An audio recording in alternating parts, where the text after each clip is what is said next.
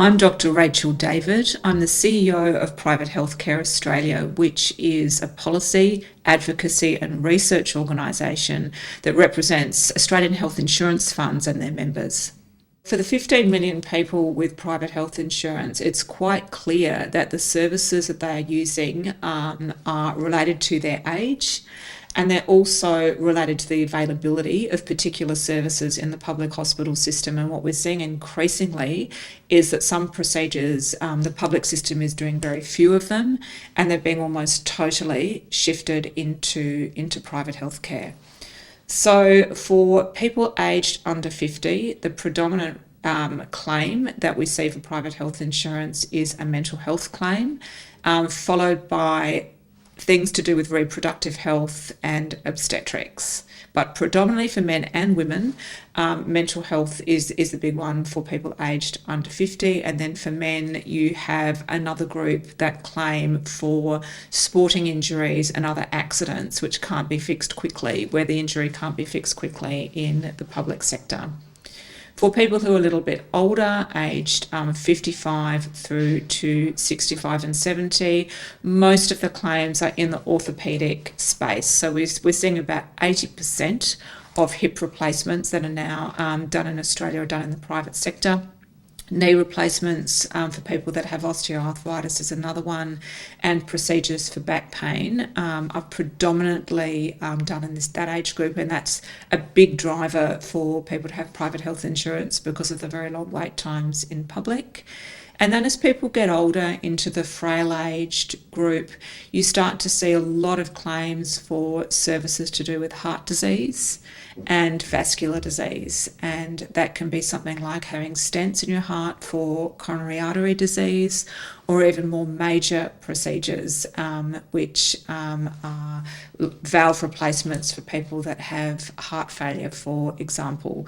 And that begins to become the dominant claim in people aged 80 and over. For people that are seeking care in the community, private health insurance covers a number of areas provided by Allied Health under extras cover, and the biggest claims under extras cover are for dental care, with people seeking low cost or free dental care for things like scale and clean, basic dental services and checkups. Look, there are a number of trends that we are seeing in private health insurance that have been enhanced as a result of the pandemic and the enormous shock to the Australian economy and the Australian health system that was caused by COVID-19. So first, the impacts on health insurance. We have seen a number of quarters of growth in private health insurance as a result, since March 2020, which is when the pandemic really kicked off in Australia. This is occurring for a number of reasons. It's occurring because of skilled migration and more women entering the workforce, particularly after the lockdowns, entering the workforce more quickly. So our sector does enormously well. From professional women. The more income women earn, the more likely they are to invest that extra income in health and the health of their families. So private health funds do very well. The more women are in the professional workforce. With skilled migration, we're seeing that even when skilled migrants become permanent residents, they are opting to continue with private health insurance as well as Medicare if they can afford it. So we've done very well out of skilled migration. And there are also a number of younger people who are remaining on family policies because of a policy change whereby people can remain on a family policy until age 31. And we're seeing a lot of parents choosing to pay for their children's health insurance as part of the intergenerational wealth transfer that we're seeing across a number of sectors at the moment. So that's what's occurring on the private health insurance side. We're seeing some trends occurring on the provider side as well, some positive, some negative. So on the provider side, we are seeing a very rapid return of procedural medicine into the private hospital system after the pandemic. With the lockdowns, that stopped, but now we're seeing people, there's some catch up, and people are really choosing private health to access planned surgery in particular, because it is so hard to get on a public hospital waiting list at the moment. Even to get an outpatient appointment for some common procedures can be a couple of years. So we are seeing that is coming back, but we're seeing increasingly that in some particular health areas, particularly mental health and rehabilitation, that doctors are preferring to manage patients out of hospital and in the community. And that is a part of a disruption of health services that's occurring all over the world and in the public sector in Australia as well. We're hoping that we can move with that disruption and begin to encourage our regulators to permit us to fund more care in the community, and also shorter stays in hospital for people with mental health conditions, even short stay surgery, and so that we can fund the right wraparound services occurring in the community. Perhaps one of the more negative things that has occurred as a result of the pandemic is inflation, and particularly of medical out-of-pocket costs.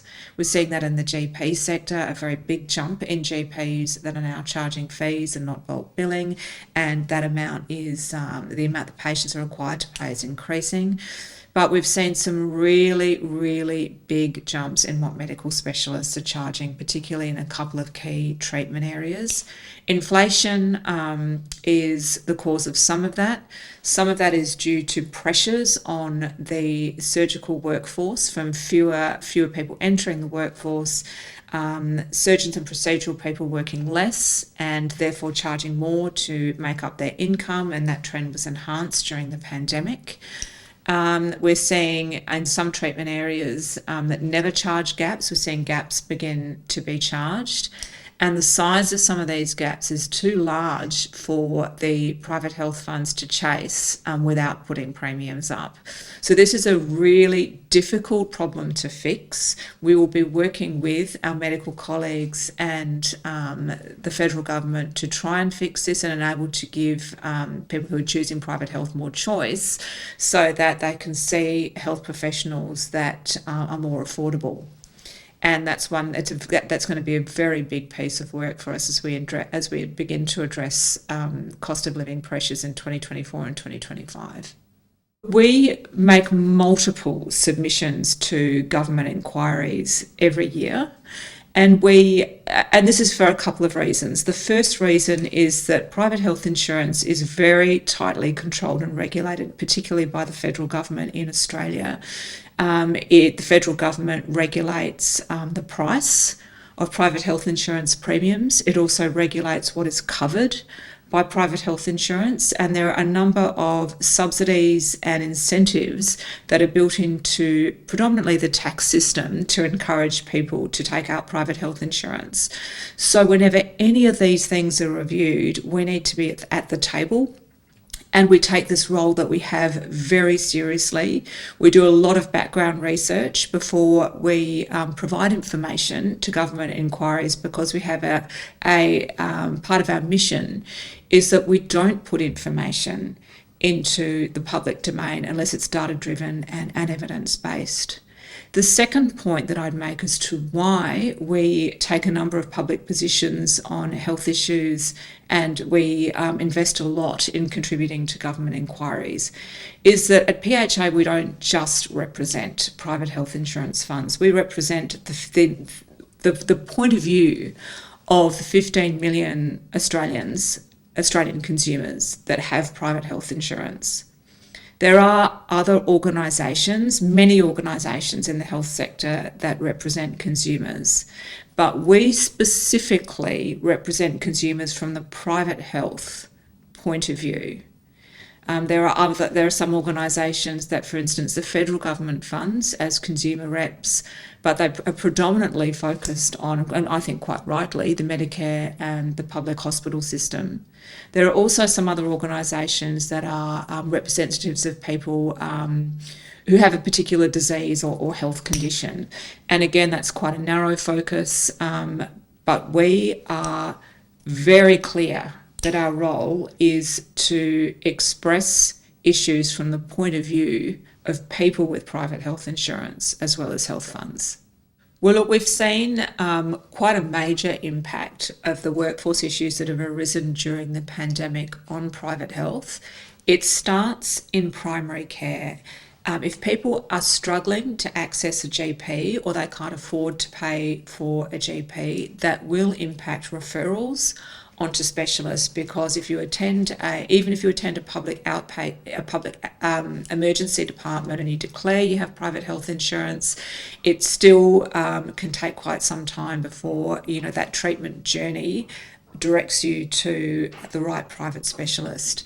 So the problems in the GP workforce and the affordability and accessibility of GPs has slowed referrals to medical specialists. I mean, they're starting to come back now, but that has been quite a major factor, which has slowed down admissions to private hospitals.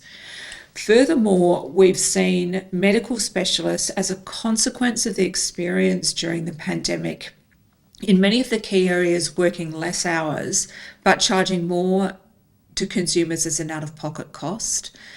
In some particular medical specialties like psychiatry, where there is pressure on the workforce, we've seen some very long wait times begin to appear and some really high out-of-pocket costs for consultations. Think, $300 to $600, for which you get a bit of a Medicare rebate back, but nowhere near the amount that's being charged.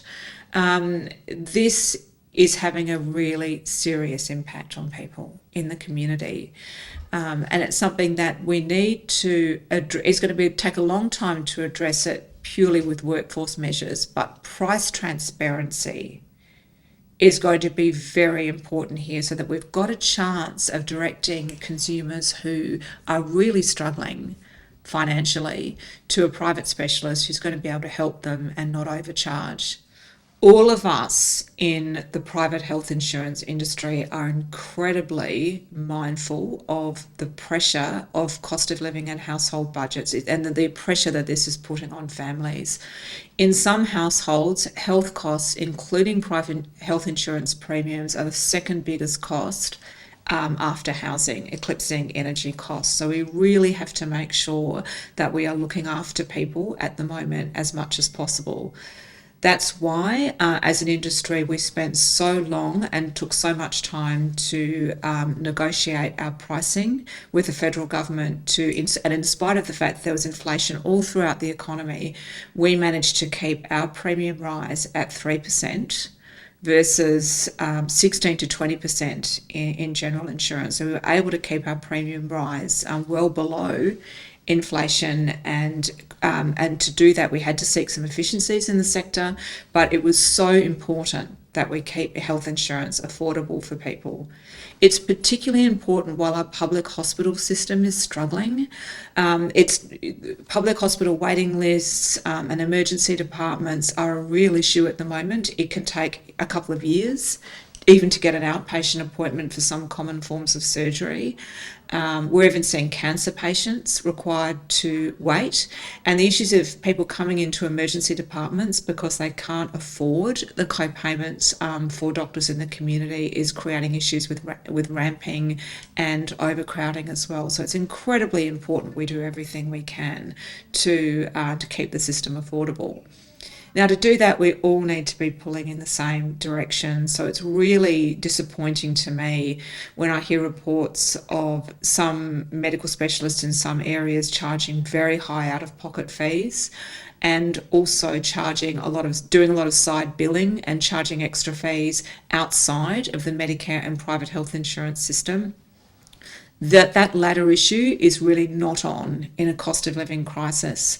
Just recently, I was talking to a woman who was charged an $800 fee in association with some planned surgery, allegedly for some kind of post-operative care that never eventuated. There were no private health or Medicare items attached to this fee, and she quite rightly questioned it and refused to pay. And that's the sort of billing, and along with some of the booking and admin fees you hear about, that is completely inappropriate. And so we really do need everyone in the private sector to be pulling in the same direction and look after our consumers, because otherwise what will happen is that the pie, or the number of people involved in the private who are prepared to get the healthcare in the private sector will shrink, and we will all be worse off, including people without private health insurance who might be struggling, living in an outer suburban area, and then suddenly see that their public hospital is overcrowded and can no longer meet their needs.